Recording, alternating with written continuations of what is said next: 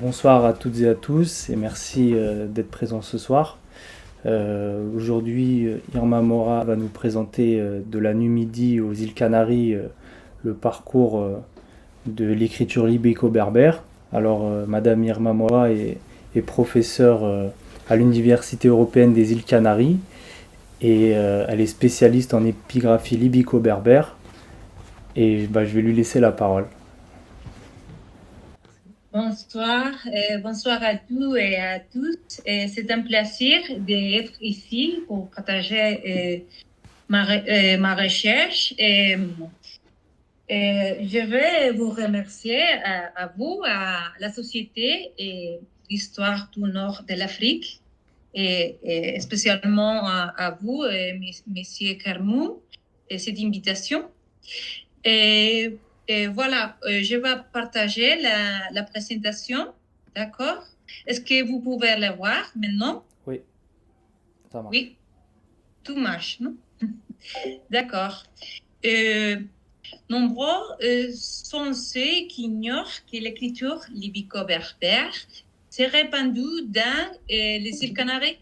En fait, ils ignorent que les îles étaient peuplées des anciens berbères avant la conquête espagnole. Avant de parler du voyage de l'écriture, nous nous arrêtons un instant sur l'histoire de sa destination, les îles. L'archipel canarien est situé dans l'Atlantique, tout près du sud du Maroc, plus précisément à 104 km de la ville de Tarfaya, très proche de Tarfaya. Quant à l'occupation libico-berbère des îles Canaries, les dates les plus anciennes la situent entre les second et les 3e siècles de notre ère. Cette première histoire des îles Canaries s'achève avec la conquête européenne à la fin du XVe siècle. On constate ici donc que la période aborigine est la plus longue de notre histoire, de l'histoire canarienne. L'archéologie met en évidence les différences entre les vestiges matériels de chaque île. Ces différences semblent résider dans l'adaptation à des territoires différents, parce que les îles Canaries sont différentes. Il y a des différents paysages. Sur la base de ces différences, la plupart des archéologues canariens partent de 7 ou 6 cultures insulaires. Et cela dépend de l'opinion de chaque spécialiste et même des circonstances politiques, idéologiques, etc. Donc, c'est difficile d'établir un moment et un lieu précis et d'origine à partir des traces exclusivement matérielles. Ça veut dire la poterie et l'industrie lithique, etc. Les études génétiques mettent en évidence des différences entre les îles Canaries dans le passé. En fait, ces recherches montrent une distribution asymétrique des lignées génétiques. La majorité des lignées sont réparties dans l'ensemble de la Méditerranée. Ça veut dire qu'ils sont partagés avec des autres peuples et sociétés de la Méditerranée. Et aussi, certaines lignées canariennes anciennes sont limitées à l'Afrique du Nord centrale. Aussi, des autres lignées n'ont été identifiées jusqu'au présent que dans les îles Canaries.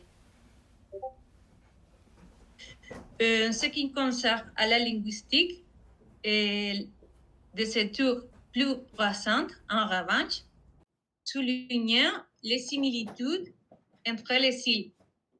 Ainsi, l'analyse de la toponymie permet de déduire que les anciens Canariens partageaient la même grammaire. Il existe évidemment des différences dialectales, notamment phoniques et lexicales entre les styles et aussi à l'intérieur de celles-ci. Outre les différences diatopiques, différences diachroniques, diaphasiques et diastratiques doivent également être estimées. En ce qui concerne à l'épigraphie, de cette épigraphie indiquant également l'existence d'un même alphabet berbère sur les 7 îles. D'accord? Selon la professeure Renata Springer, l'alphabet canarien présente davantage de similitudes avec le libique oriental de la Numidie. Mais celui-ci contient des lettres et des autres alphabets libico-berbères. Pour comparer l'alphabet canarien au corpus nord-africain, il est nécessaire d'étudier la classification alphabétique. Et selon la classification alphabétique traditionnelle, l'écriture libico-berbère est divisée en 2 groupes. Le groupe des alphabets libiques, qui est composé de l'alphabet libique occidental et libique oriental, et aussi le groupe saharien, qui est divisé. En fait, ces classifications excluent d'importants corpus épigraphiques. De plus, ce modèle n'a pratiquement pas changé depuis le 19e siècle. En outre, la classification n'inclut pas d'une perspective, d'une vision historique de l'écriture, à exception du groupe saharien, c'est clair, mais quelle est la relation historique entre le corpus libique et le corpus saharien? Est-ce qu'il y a une relation historique? Lorsque j'ai commencé ma thèse de doctorat, il y a plus de 10 ans, je me suis fixé les objectifs suivants. Actualiser l'état de la recherche, approfondir la classification alphabétique. Je me suis intéressée aussi à connaître l'origine de l'alphabet canarien et en proposer une transcription méthodique de cet alphabet. Donc, pour atteindre ces objectifs, j'ai dû suivre une méthodologie pluridisciplinaire. Tout d'abord, j'ai dû consulter une vaste bibliographie sur l'histoire de l'Afrique du Nord, des îles Canaries, aussi l'histoire de l'écriture, des différentes écritures, et de l'archéologie, la linguistique, etc.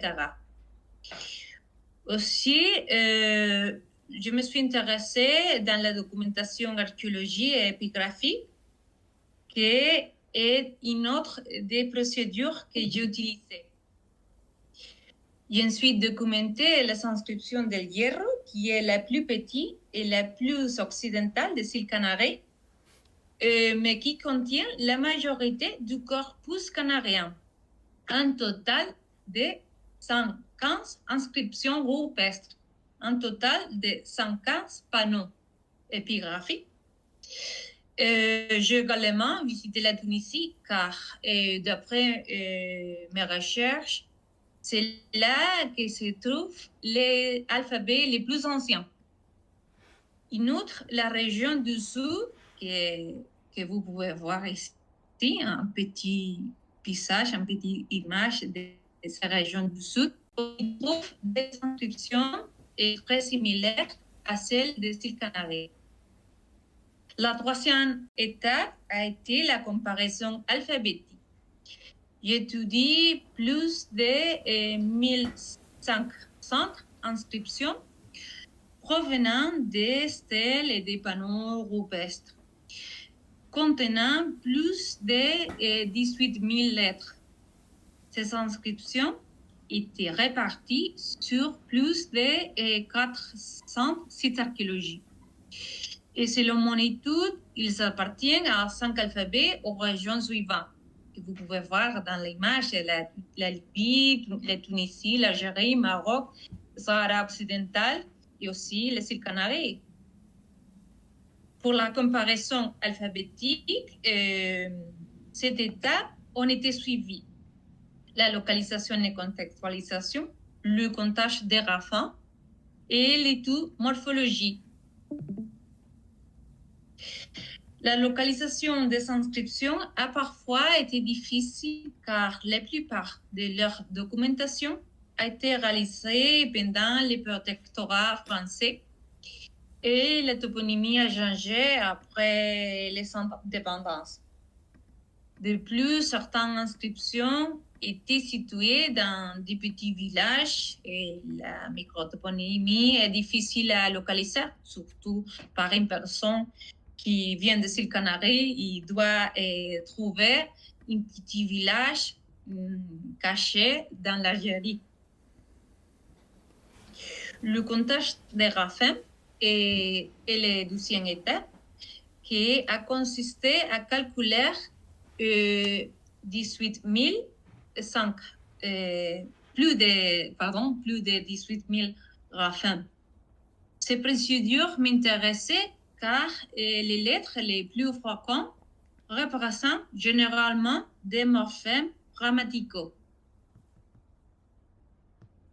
Aussi, je me suis intéressée, je dû étudier les comportements des graphismes les plus courants en suivant la méthode que le philologue Otto Rosler a utilisée pour les libiques orientales. Cette étude m'a permis d'obtenir les résultats suivants. Tout d'abord, une classification alphabétique, à mon avis ordonnée, qui prend en compte la dimension historique et qui inclut les libico-berbères canariens. Selon les plus anciennes datations et l'étude épigraphique, l'alphabet le plus ancien est l'alphabet libique de Douga, qui est une ville ancienne de la Tunisie. Et cet alphabet, l'alphabet libique, est probablement devenu officiel à partir du 3e et 12e siècle avant Jésus-Christ, coïncidant avec l'urbanisation de cette ville. Cependant, cet alphabet primitif a dû se former après les contacts culturels entre les Carthaginois et les Numidiens, à partir de l'expansion de Carthage vers l'intérieur des terres, pendant la seconde moitié du 5e siècle avant Jésus-Christ. Il est possible que l'alphabet libique soit devenu populaire après la réunification de la Numidie, entre le règne de Massinissa et celui de son fils Mikipsa. En fait, il existe plus d'1 milliard d'inscriptions funéraires numidiennes et en général, cet alphabet a évolué par rapport à l'alphabet officiel, en donnant l'alphabet libique oriental funéraire. L'alphabet original c'est très répandu dans les régions voisines de la Mauritanie. Et les plus anciennes inscriptions occidentales ont été trouvées dans l'ancienne région de la Tingitana. Ça veut dire le nord du Maroc actuel, ici à Lixus, surtout à Lixus et Bouloulis. Puis, après la mort du roi numidien du Gurta, l'alphabet peut être répandu avec l'extension mauritanienne du roi premier, d'accord, sur ces régions, sur la région plus orientale, pardon. la région de la Mauritanie césarienne. Aussi, au cours de ma thèse, j'ai constaté l'existence d'un troisième alphabet libyque. Bien entendu, des autres chercheurs comme Lionel Galland et Abdelaziz El Khayari avaient déjà signalé son existence possible sur les stèles du limes Tingita. Cet alphabet libyque méridional était utilisé sur les stèles autour du limes. Ça veut dire de la Tunisie jusqu'au Maroc. Ce libyque méridional s'est répandu dans les régions sahariennes et a été transplanté aux îles Canaries avec les premières populations berbères des îles. Au cours du Moyen Âge, avec l'arabisation, le groupe méridional a évolué vers l'alphabet de transition. Ce libyco-berbère de transition semblait être l'ancêtre direct des alphabets tifinagh ou touareg.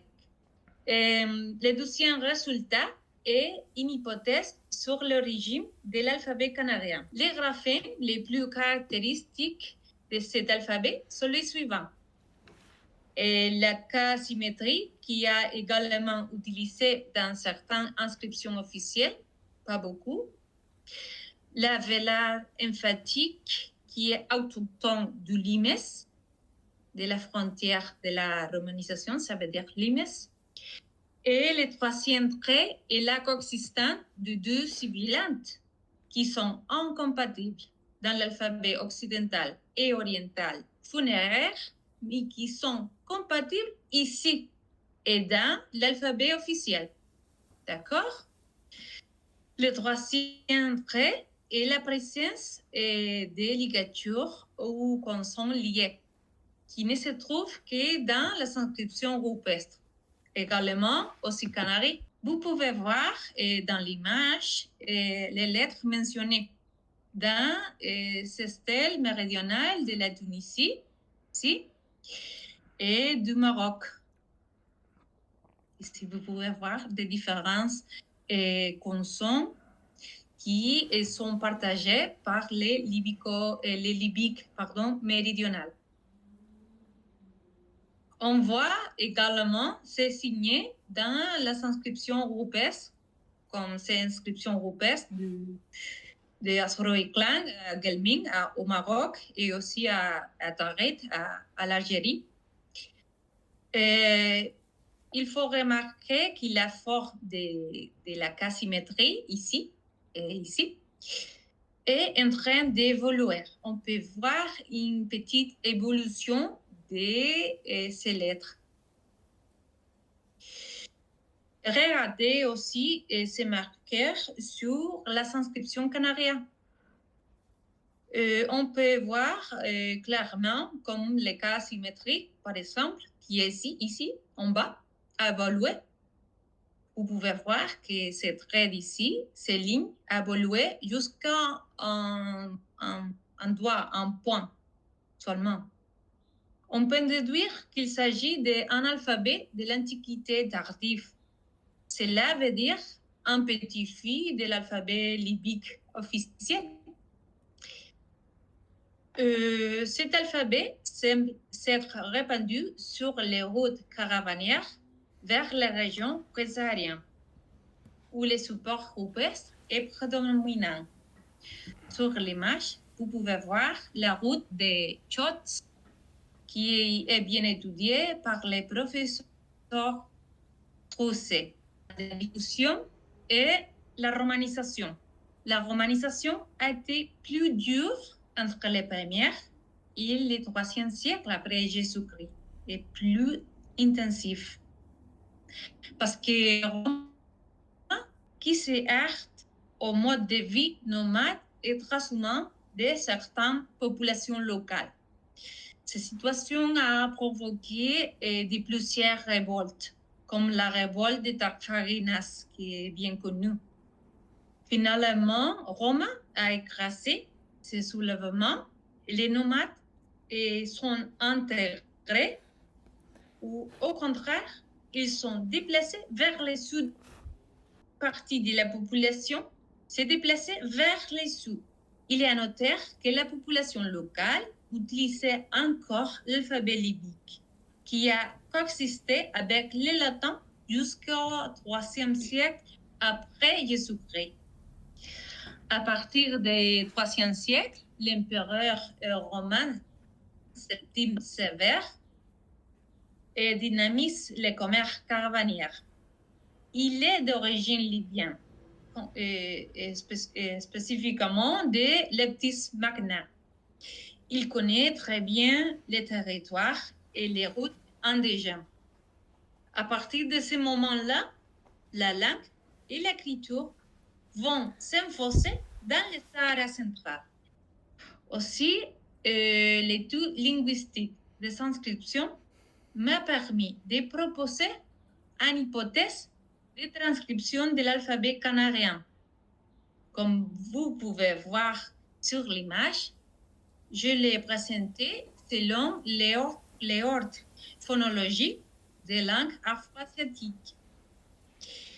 En outre, la transcription alphabétique a permis de reconnaître certains morphèmes grammaticaux des langues libyco-berbères et dans la transcription libyco-berbère del Hierro, je veux dire, et donc de traduire certains adverbes, prépositions et conjonctions dans la transcription.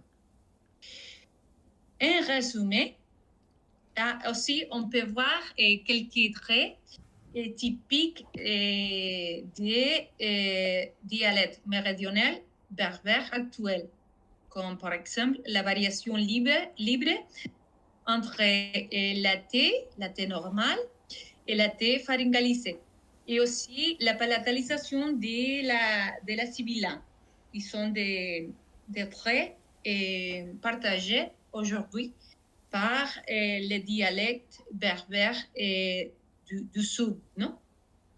En résumé, les idées suivantes peuvent être tirées de cette étude. Une transplantation d'un analphabet tardif et périphérique aux îles Canaries, qui est plus proche des inscriptions du sud du Maroc.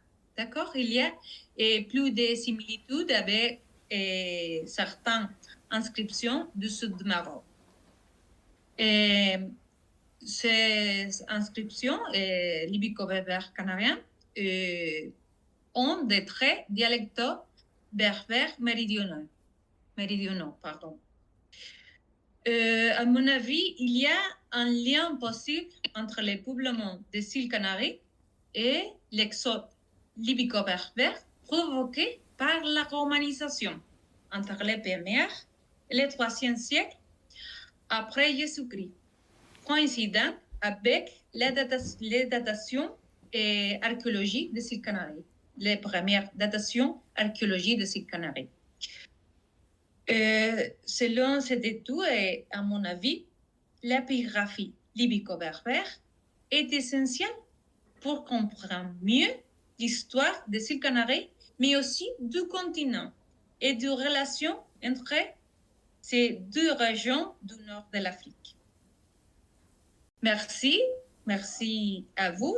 Si vous avez des questions, c'est un plaisir pour moi de parler sur ces questions ou des autres choses que vous êtes intéressés.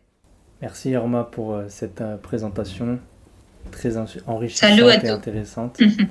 Alors je vais prendre les questions pour voir s'il y en a dans le chat ou si quelqu'un veut prendre la parole avec l'option vocale. Merci beaucoup. Merci à vous. Ah, d'accord. La première vague de peuplement dans les îles Canaries. Oui. les plus anciennes datations et les plus sécures datations parce qu'aujourd'hui, nous avons des méthodes plus précises pour dater des évidences archéologiques montrent que la première barre de peuplement libyco-berbère, je veux dire, de population berbère du nord de l'Afrique, vient du XIIe et IIIe siècle après Jésus-Christ, incoïncident avec les moments plus durs, plus intensifs de la romanisation. Bien sûr qu'il y a des autres datations.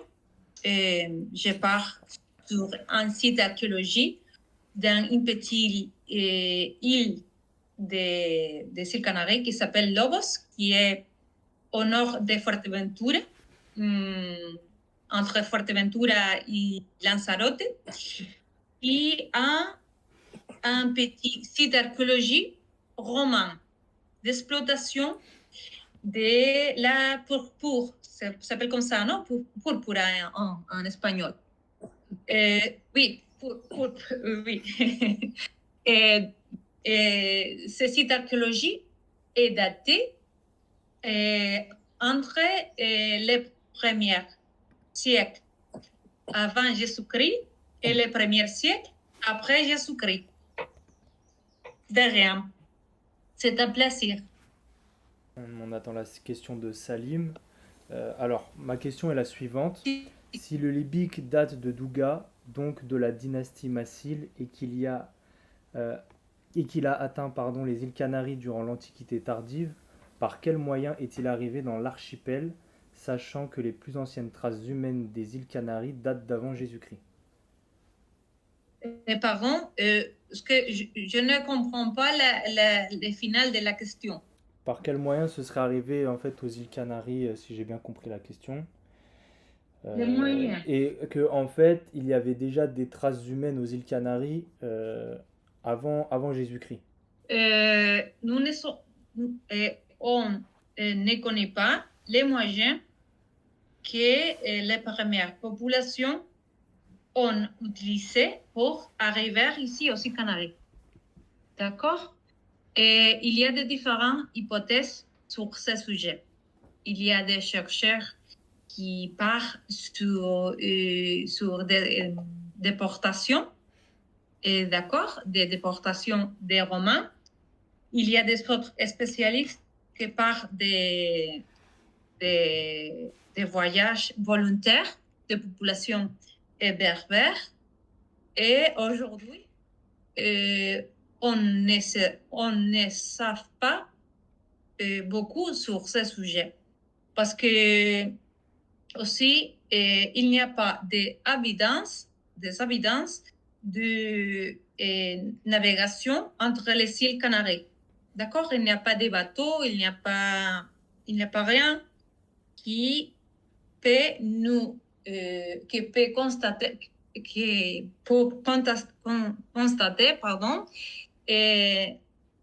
en relation entre les îles. Mais peut-être que c'est un problème de conservation des bateaux. Merci. On a aussi une autre question. Y a-t-il des relations entre l'art rupestre et l'écriture libyque? Et s'il y a quelques exemples? Il y a des relations, bien sûr, mais ça dépend de l'île, ça dépend de différentes îles. Par exemple, à la Grande Canarie, il y a des relations entre l'écriture libyco-berbère et les gravures des hommes, d'anthropomorphes, je veux dire, masculins. Et aussi, il y a des relations avec des gravures géométriques, surtout à Gran Canaria, mais aussi dans les autres îles Canaries. Et à Lanzarote et à Fuerteventura, il y a un autre alphabet ancien, qui est l'alphabet libyco-canarien, latino-canarien, a beaucoup de noms, ça dépend de l'hypothèse que les spécialistes défendent. Et peut-être que ce second alphabet vient de l'alphabet latin. C'est une adaptation africaine, nord-africaine, de l'alphabet latin qui est venu après aux îles Canaries, mais seulement à Fuerteventura et Lanzarote. Merci pour votre réponse. Sinon, il y a Salim qui a encore une question. Je peux. Vous voulez dire Le lien entre l'alphabet libyque et le proto-sinaïtique. Oui, je connais ces hypothèses, mais c'est clair qu'il y a des relations esthétiques. Bien? Il y a des relations esthétiques parce qu'il est clair que les signes du proto-sinaïtique sont très pareils à l'alphabet libyco-berbère, mais il n'y a pas de relation historique directe. Il n'y a pas de coexistence des deux alphabets. Et le proto-sinaïtique vient de la seconde moitié du second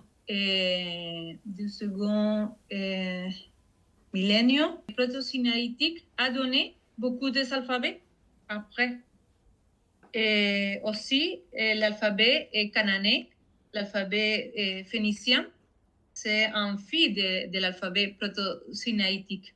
On peut dire que l'alphabet proto-sinaïtique est un ancêtre de l'écriture libyco-berbère et aussi un ancêtre de notre écriture, de l'écriture latine, parce que c'est le premier alphabet de l'histoire, selon l'histoire de l'écriture, je veux dire. Oui, la ressemblance est frappante, parce que l'écriture libyco-berbère est très conservatrice. Conservatrice, ouais. Et oui, et les proto-sinaïtiques, bien sûr, descendent des hiéroglyphiques. Oui. C'est très intéressant. L'histoire de l'écriture, c'est une histoire des relations des relations culturelles, d'adaptation, d'emprunts, d'innovation. C'est une histoire fascinante, à mon avis. C'est bizarre que les Guanches ne connaissent pas les matériaux. Non, ce n'est pas bizarre. Parce que le problème, ce n'est pas les Guanches. Le problème est les îles Canaries. Parce qu'ici, aux îles Canaries, nous ne savons pas de métal. Nous ne savons pas de métal. Vous avez compris ce que je veux dire? Il n'y a pas la de géologie, réserve de mines. Oui. Oui, il n'y a pas de métal dans la Terre. C'est impossible de faire d'utiles en métal. Ma question, c'était plus, la majorité justement des inscriptions libyques, notamment en Algérie et en Tunisie, elles sont orientées justement du bas vers le haut, la majorité c'est du bas vers le haut généralement, Oui. Et c'est écrit avec des caractères assez grands, comparé par exemple sur les bilingues, par exemple les caractères puniques sont assez petits comparés aux lettres libyques. Par rapport à l'orientation aussi, on trouve que la majorité des alphabets qui étaient répandus autour de la Méditerranée s'écrivaient de droite à gauche ou de gauche à droite, justement. Oui. À l'exception, justement, des hiéroglyphes égyptiens qui s'écrivaient du bas vers le haut. Donc, est-ce que vous pensez qu'il y a un lien direct entre le libyque et les hiéroglyphes égyptiens, notamment? Je crois que l'orientation verticale de l'écriture libyque vient des stèles libyques. Parce que les stèles sont ollongées, ça s'appelle comme ça, ollongées? Oui, sont comme ça, non? Donc, je crois que c'est une adaptation au support. Oui, en longueur, oui. Ils sont très longues, normalement. Donc, à mon avis, oui? Pardon, vous pensez du coup que c'est le support qui a contraint le sens de l'écriture et non par exemple le sens de l'écriture qui a contraint à choisir un support en longueur justement? Je crois ça parce que les premières stèles sont horizontales. les stèles de Douga sont horizontales et l'écriture est horizontale. Et l'écriture vient de gauche à droite, comme l'écriture phénicienne.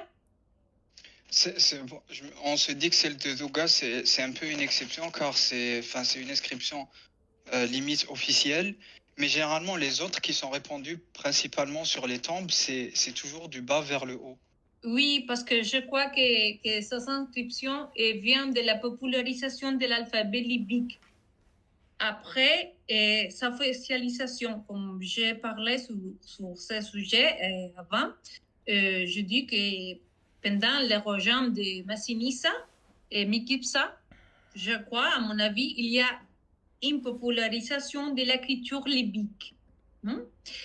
Et les gens utilisent l'écriture pour un contexte funéraire. Et oui, Oui. c'est comme un menhir funéraire. C'est pareil. Mais ce n'est pas la même chose, mais la forme est très pareille. Merci beaucoup. Je peux poser encore une question ou il y a quelqu'un d'autre pardon. Et oui. Une dernière, celle-là par rapport un peu au roi de Tenerife, aux Canaries. Et oui. On s'était posé une question la dernière fois. Enfin, la majorité des noms qu'on voit, on dirait qu'il y a le préfixe berbère dans le nom.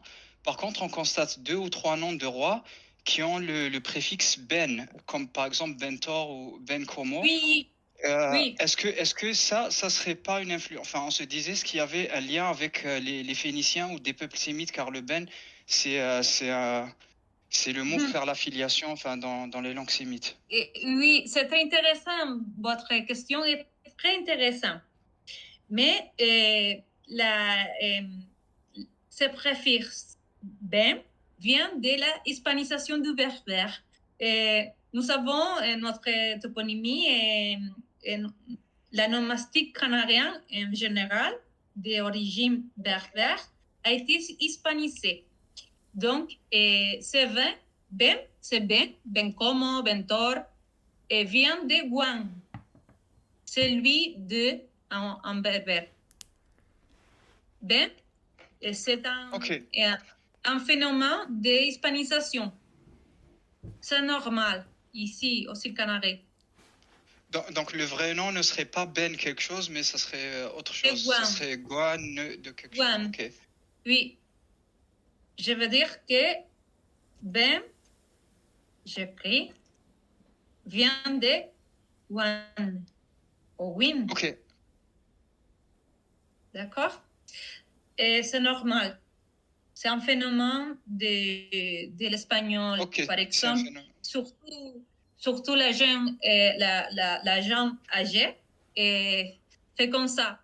Merci en tout cas pour cette belle présentation et à toutes ces questions. Merci à vous aussi d'avoir participé à toutes et à tous. Je pense que la partie questions est terminée. Oui. Il y en a peut-être une dernière si vous voulez, de Salim. Le libyque était encore d'usage lors de la conquête espagnole aux îles Canaries? C'est une question en étude parce que il y a des documents anciens qui montrent des signes qui sont très pareils à signes libyco-berbères. Donc, c'est possible, mais ce n'est pas sûr, ce n'est pas clair, je veux dire, que ces signes viennent de l'écriture. Parce que quelquefois, seulement c'est une seule lettre, mais une seule lettre peut être une autre chose. Et quelquefois, il y a des autres, de 2 lettres. Donc, c'est possible.